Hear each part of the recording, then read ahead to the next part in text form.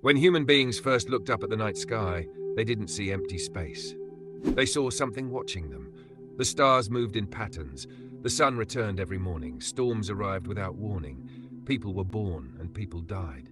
To the early mind, the universe felt alive. Not just mechanical, but intentional. And so the first stories were born. Stories of gods, spirits, forces, creators. Not because people were foolish, but because they were trying to understand something impossibly vast with the only tools they had: imagination, pattern recognition, and meaning. Those first gods were not abstract ideas, they were explanations. They were systems. A rain god explained drought, a death god explained loss. A sky god explained thunder. These stories weren't just spiritual, they were functional. They helped societies survive. If a tribe believed a god controlled the harvest, then rituals created stability, cooperation, and hope. That belief made the world feel predictable. In a chaotic universe, predictability is survival. In many ways, those gods were the earliest form of technology, not physical machines, but mental ones. They were frameworks for understanding reality, just like physics is today. They allowed people to model the world, to make sense of cause and effect, and to feel some measure of control over forces far greater than themselves. As human knowledge grew, something interesting happened. We didn't stop asking the same questions. We just changed how we tried to answer them. Instead of saying lightning was thrown by a god, we discovered electricity. Instead of saying disease was a curse, we found bacteria. Instead of praying for rain, we learned how clouds form. But the goal never changed. It was always about understanding the universe well enough to survive inside it. Technology emerged not as the enemy of religion, but as its continuation. It became a new way to do what theology had always done: explain reality, extend human ability, and protect us from a universe that doesn't care if we live or die. Think about what technology actually is.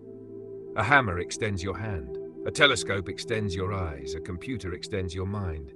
In that sense, technology is humanity slowly becoming more than what evolution made us. And that idea is not very different from religion's oldest promise, that humans are meant to become more than they are. In nearly every religion, humans are not meant to stay limited. Souls are eternal. Heaven exists. Resurrection is promised. Transformation is possible. Those ideas all point toward one thing: transcendence. The desire to escape death, weakness, and ignorance. Technology is pursuing the same dream, just with silicon instead of scripture. We talk about artificial intelligence learning everything, medical science extending life, genetic engineering removing disease, and digital worlds that never decay. That is not a rejection of spiritual longing. It is the same longing wearing a different costume. Even the idea of creation itself hasn't really changed. In theology, God creates the universe. In science, a singularity creates the universe. One is described with meaning, the other with math. But both are describing something that existed before time, before space, before everything, something that caused reality itself. Some modern thinkers have even suggested that the universe might be a simulation, that all of reality could be a constructed environment created by a far more advanced intelligence. And if that were true, would that intelligence not look exactly like what we have always called God? A being outside of time and space, capable of shaping reality, observing everything, and creating life inside a designed world. That doesn't make God less real.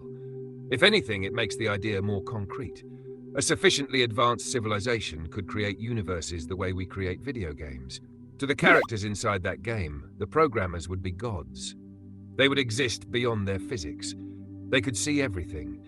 They could alter reality with a keystroke, and the characters inside would have no way to prove or disprove their creators. Maybe theology has always been humanity intuitively sensing that there is something beyond this universe. And maybe technology is the path that might one day allow us to reach it. Religion and science have always shared the same origin: curiosity. The desire to understand where we came from and where we are going. Ancient temples were observatories. Priests tracked stars. Calendars were created to predict the seasons. The earliest scientific institutions grew directly out of religious ones. They were not enemies. They were partners in humanity's attempt to map the cosmos. Even now, we still rely on belief. Most people have never personally tested gravity, quantum mechanics, or relativity, They trust the experts, the institutions, the equations. That trust is not irrational, it is necessary. But it shows that belief never left us. It just moved. We used to trust prophets, now we trust data, and neither is meaningless. Today we are building machines that can see, hear, remember, reason and create. We are slowly constructing something that looks eerily like what ancient people imagined when they spoke of higher beings. Artificial intelligence absorbs the knowledge of billions. It predicts behavior. It answers questions, it writes stories, it shapes culture. It is becoming a kind of mirror to human consciousness itself. That doesn't mean it replaces God. It might mean we are finally understanding what creation looks like from the inside. If we one day create conscious beings inside simulated worlds, we will become gods to them. Not spiritual gods, but functional ones. Creators, overseers, designers. And if that happens, it would suggest something profound, that maybe we are not the first. Maybe our own universe was made the same way. The line between theology and technology begins to blur when you realize both are about creation, intelligence, and control over reality. One approaches it through faith and meaning, the other through logic and engineering. But they may be looking at the same truth from different angles. We don't know what God is. But we do know that intelligence can create worlds. We're already doing it in small ways, and if we are capable of it, something greater than us could be too. In that sense, technology doesn't disprove God. It may actually be revealing what God could be: a creator, an architect, an intelligence beyond the universe. Maybe the old stories weren't wrong. Maybe they were just early attempts to describe something too advanced for the language of the time. And maybe one day, when our technology is powerful enough, we will finally understand what people were really talking about when they looked up at the stars and felt that something was watching them back. And maybe that's the real takeaway here. Not that religion was wrong, and not that science has all the answers, but that both have always been humanity's way of reaching towards something bigger than itself. Whether you call it God, the universe, a higher intelligence, or a future civilization, the question has never really changed. We have always wanted to know if there is something beyond this world, something that made us, something that sees us. Technology might one day let us build worlds of our own, create minds and shape realities. And if that happens, we may finally understand what it means to be on the other side of creation. So maybe theology and technology aren't opposites at all. Maybe they are two paths toward the same truth, one through faith and one through understanding. And somewhere between them is the story of what it means to be